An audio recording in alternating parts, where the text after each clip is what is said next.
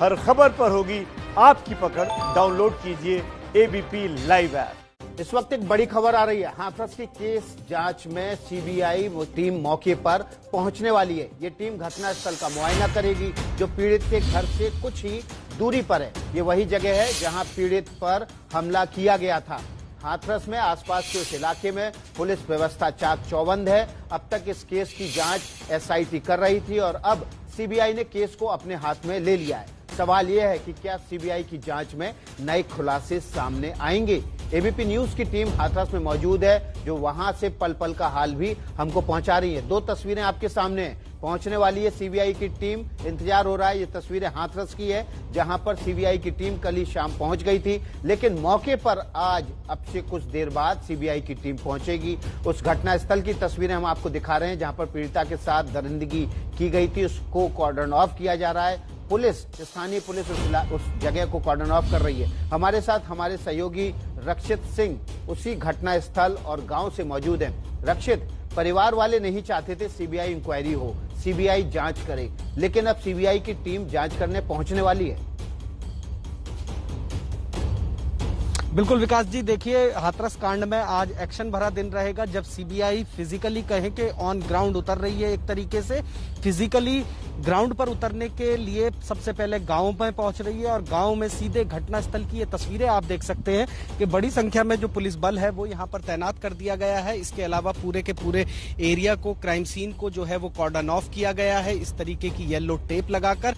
इसके अलावा बड़ी संख्या में दोनों तरफ, रोड के दोनों तरफ जो पुलिस बल है वो यहाँ पर तैनात है। और अगर मैं क्राइम सीन की बात करूं तो क्राइम सीन पर आप देख सकते हैं कि आपको ये रस्सी बंधी हुई नजर आएगी और ये खंभा जो देख रहे हैं, जो नीचे की तरफ रास्ता उतरता है, यही आगे जाकर उस पेड़ के पास में जो है वहां पर क्राइम सीन है। और आज सीबीआई की टीम, एक्शन भरा दिन रहने वाला है क्योंकि सबसे बड़ा सवाल यही है कि क्राइम सीन पर क्या पीड़िता के परिवार के लोगों को भी सीबीआई बुला सकती है या फिर यहां से क्राइम सीन के बाद में सीधे पीड़िता के घर पर जा सकती है, क्योंकि यहां से महज 200 मीटर की दूरी पर लगभग पीड़िता का घर है। तो ऐसे वो तमाम सवाल रहेंगे जिनके जवाब आज सीबीआई के सामने, जब सीबीआई को हम लोग लगातार फॉलो करते रहेंगे तो अपने दर्शकों को दिखाते रहेंगे कि किस तरीके का एक्शन भरा दिन आज हाथरस कांड में रहने वाला है, क्योंकि सीबीआई आज जमीन पर उतर रही है। जी विकास। बिल्कुल रक्षित, आप मौके से बने रहिए हमारे साथ, हम थोड़ी देर बाद आपके पास फिर लौटेंगे। हाथरस केस के पीड़ितों ने कल कोर्ट में अपना बयान दिया था। हाईकोर्ट की लखनऊ बेंच में पीड़ित पक्ष ने बताया था कि प्रशासन ने उनकी मर्जी के बगैर पीड़ित का अंतिम संस्कार आधी रात को किया। इस पर कोर्ट ने डीएम समेत तमाम अधिकारियों की फटकार भी लगाई।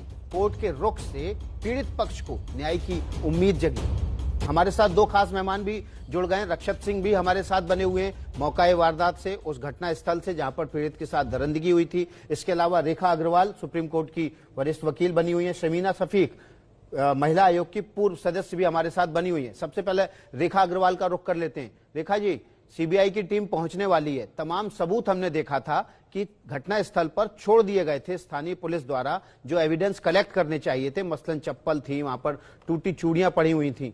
मौके पर अगर अभी भी मिलते हैं ये सारे सबूत, तो क्या सीबीआई की जांच में ये अहम सुराख बन सकते हैं?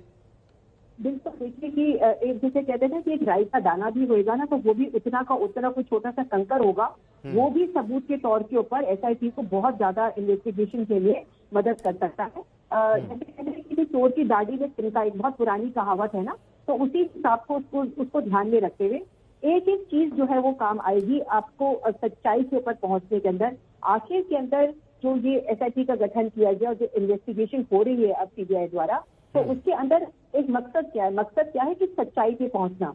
अभी जो भी व्यक्ति इस केस के अंदर है वो आरोपी है, अभी किसी को दोषी साबित नहीं किया गया है। पीड़िता का कुछ बयान है, बाकी लोगों का कुछ बयान है, कुछ विरोधाभास भी हुआ है बयानों के बीच के अंदर। आज सुप्रीम कोर्ट के मामले देखा जी, ये विरोधाभास है, ये क्या सुप्रीम कोर्ट में या मान लीजिए कोर्ट में किसी भी तरह से पीड़ित के खिलाफ जा सकता है? ये विरोधाभासी बयान है जो, क्योंकि सुप्रीम कोर्ट की जो नया कानून है वो ये कहता है कि पीड़ित का बयान ही काफी है ऐसे मामलों में सजा दिलाने के लिए आरोपी को। बिल्कुल, आपने बिल्कुल सही कहा। पीड़िता का बयान जो है वो काफी है केस की इन्वेस्टिगेशन स्टार्ट करने के लिए, चार्जशीट फाइल करने के लिए। परंतु उसके साथ साथ जो आखिर के अंदर कहते हैं कि पूरा का पूरा जो मामला जब कोर्ट के सामने आएगा, जब ट्रायल होगी केस की, अभी तो ट्रायल शुरू नहीं हुई है, जब ट्रायल शुरू होगी तो हमारा न्याय ये बहुत साफ कहता है कि दोनों पक्षों को, पीड़िता पक्ष को भी और जो आरोपी पक्ष है उनको अपनी सच्चाई और अपने दिल की बात कहने का पूरा मौका दिया जाएगा। तो इस केस के तो पीड़िता का बयान जो है वो जो लेटेस्ट जजमेंट जो सुप्रीम कोर्ट की आई है निर्भया केस के बाद में, बहुत ही महत्वपूर्ण है, जहाँ पे उसने कहा है कि मेरा बलात्कार हुआ, वो एक तरफ से तो काफी है, परंतु जो पीड़िता के जो अभी परिवार के लोग हैं उनको भी जब केस के जब गिरा होगी तो जो डिफेंस के जो वकील हैं, जो आरोपी के जो वकील हैं, उनको भी मौका दिया जाएगा, जहां पर उनके वकीलों की कोशिश होगी पीड़िता को तोड़ने के लिए, पीड़िता की जो ऑपोजिट साइड से जो लोगों को तोड़ने के लिए, ये कहने के लिए कि आप झूठ बोल रहे हैं।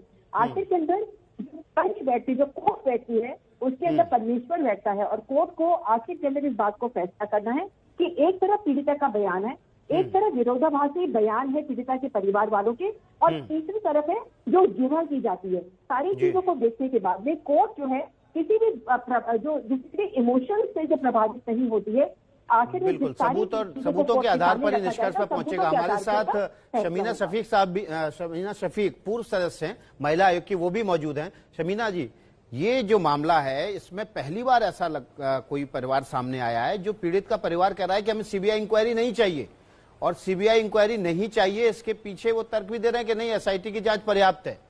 अब जब सीबीआई की टीम पहुंच गई है तो ये परिवार के लिए धक्का है?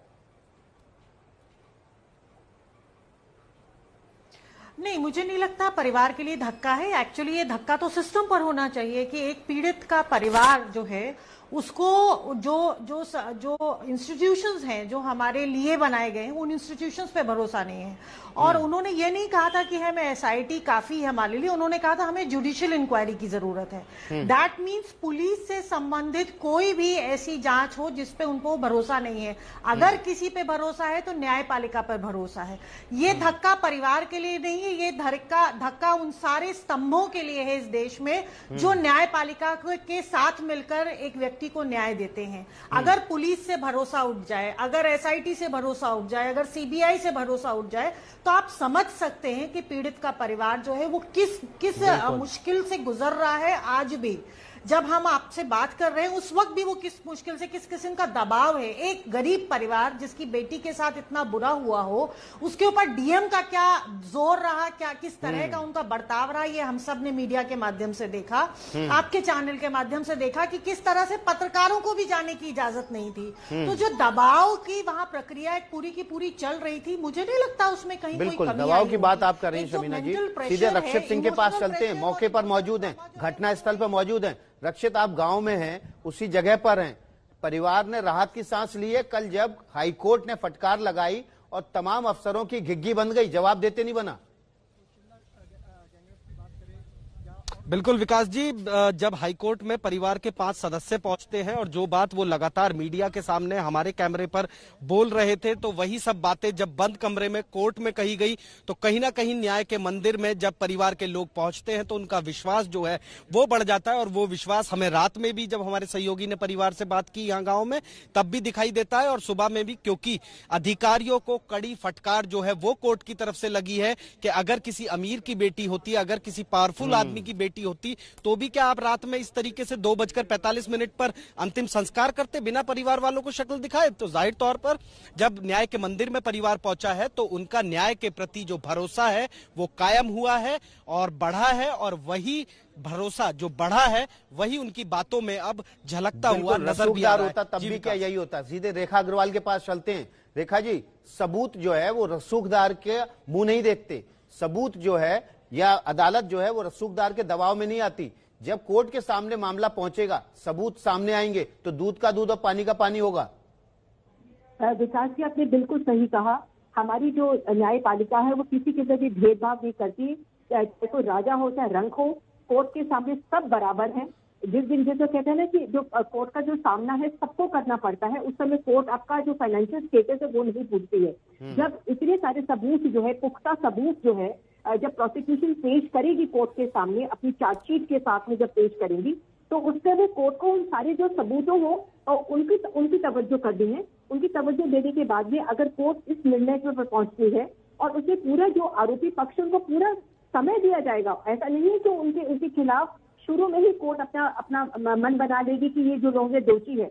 दूसरे पक्ष को भी, जो डिफेंस का जो पक्ष है, उनको भी पूरा किया जाए। हमारा न्याय जो हमारा न्याय का सिस्टम जो इतना सुंदर और इतने पुस्तक जो तरीके से की ट्रायल होती है, उसके बाद में आपने बिल्कुल सही कहा, दूध का दूध और पानी का पानी होगा। चाहे आप अमीर आदमी हो, चाहे गरीब आदमी हो, आपने कितने भी अमीर आदमी होकर अगर आपने कोई दुष्कर्म किया है, उसकी आपको सजा भुगतनी पड़ेगी। इंडियन पीनल और भारतीय दंड अधिनियम के तहत धारा 3 से 77, धारा 3 से 2 की जो धाराएं लगी है, उनका आपको सामना करना ही पड़ेगा और आपको सजा मिलेगी।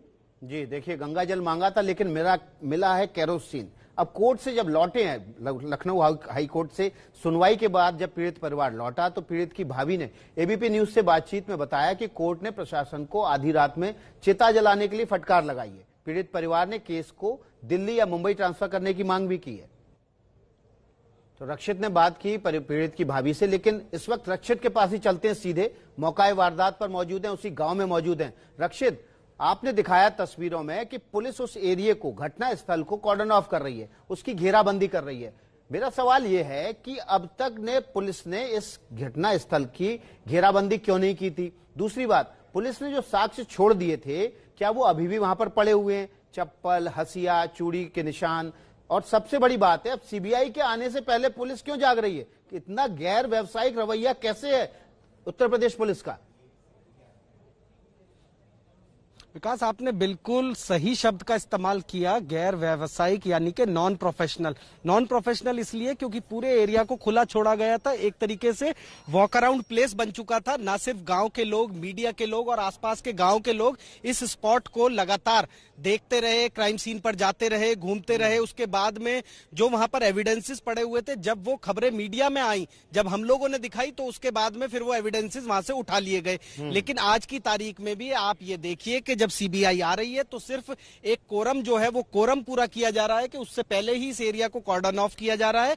यहां पर एंट्री जो है क्राइम सीन के लिए वो रेस्ट्रिक्टेड की गई है, जो कि सुबह 6-7 बजे तक भी नहीं थी। 6-7 बजे तक भी ये क्राइम सीन बिल्कुल खुला पड़ा हुआ था। नॉन प्रोफेशनल बिहेवियर जो यूपी पुलिस का है वो साफ तौर पर सामने दिख रहा है। जी विकास। जी रक्षित, आप बने रहिए हमारे साथ तमाम मेहमान, रेखा अग्रवाल, सुप्रीम कोर्ट की जज शमीन सफीक भी बनी रहेंगी। और इस वक्त सीबीआई की टीम अब से कुछ देर बाद पहुंचने वाली है। लेकिन क्राइम सीन से एक बड़ी खबर ये आ रही है कि आज अब से कुछ देर पहले उत्तर प्रदेश पुलिस की नींद खुली है। क्राइम सीन को, यानी कि उस घटना स्थल को कॉर्डन ऑफ किया गया है। वहां से साक्ष्य जो बटोरने के लिए समयबद्ध कार्रवाई करनी चाहिए थी, वो नहीं की है। इसके लिए सीबीआई की टीम घटना स्थल पर पहुंचने वाली है। हाथरस पहुंच चुकी थी, कुछ ही देर में उस गांव पहुंचेगी जहां पर घटना स्थल है, जहां पीड़ित के साथ दरिंदगी की गई थी। लेकिन इस वक्त की बड़ी खबर यह है कि तमाम कार्रवाई के बावजूद एसपी से लेकर हेड मुहर्रर तक सस्पेंड हुए। 5 अधिकारी सस्पेंड किए थे उत्तर प्रदेश सरकार ने लापरवाही में।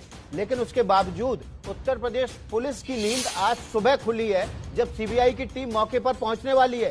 क्राइम सीन को लॉक नहीं किया था, क्राइम सीन की घेराबंदी नहीं की थी। घटना स्थल जहां पर लड़की के साथ दरिंदगी हुई थी, पीड़िता के साथ दरिंदगी हुई थी, उसकी घेराबंदी अभी तक नहीं की थी। अब जब सीबीआई की टीम पहुंचने वाली है तो उसके बाद उस जगह की घेराबंदी की शुरुआत की गई है। हमारे साथ रक्षित बने हुए मौका वारदात से। रक्षित, अब घेराबंदी कर रहे हैं क्राइम सीन की, जब सब कुछ चौपट हो गया। बिल्कुल विकास जी, देखिए बहुत बड़ा जो सवालिया निशान है वो कहीं ना कहीं उत्तर प्रदेश पुलिस के ऊपर है, क्योंकि जिस तरीके का non professional behaviour Uttar Pradesh police का रहा है। तो क्राइम सीन की अगर हम बात करें तो क्राइम सीन को आप यहां पर देख सकते हैं कि क्राइम सीन को किस तरीके से जो है खुला छोड़ा गया पूरा का पूरा। और क्राइम सीन इसी तरीके से एक जो कहें तो वॉक अराउंड प्लेस लोगों के लिए बना हुआ था, कोई भी आराम से जा सकता था इस रास्ते से, पूरा रास्ता खुला हुआ था। लेकिन अब जब सीबीआई की टीम आएगी तो जाहिर तौर पर तस्वीर कुछ इस तरीके की नजर आएगी कि देखिए कितना पुलिस बल तैनात है, जो येलो टेप है वो यहाँ पर लगी हुई है। मानिए कि बड़ी प्रोफेशनल पुलिस है कि इस पीली टेप को लगाने के बाद में जितने भी इन्होंने नॉन प्रोफेशनल रवैया जो पुलिस ने अपनाया है वो धुल जाएगा इस पीली टेप से। लेकिन ऐसा कुछ होने नहीं जा रहा, क्योंकि जिस तरीके से ये वॉक अराउंड प्लेस बना हुआ था, ना कुछ यहाँ पर कॉर्डन ऑफ किया गया था, ना किसी की ड्यूटी लगाई गई थी। तो तमाम सवालिया निशान। आप बने रहिए रक्षित, आपसे अपडेट लेने के लिए हम आते रहेंगे। हमारे साथ तमाम मेहमान शमीन शरीफ, शफीक और रेखा अग्रवाल भी बनी रहेंगे।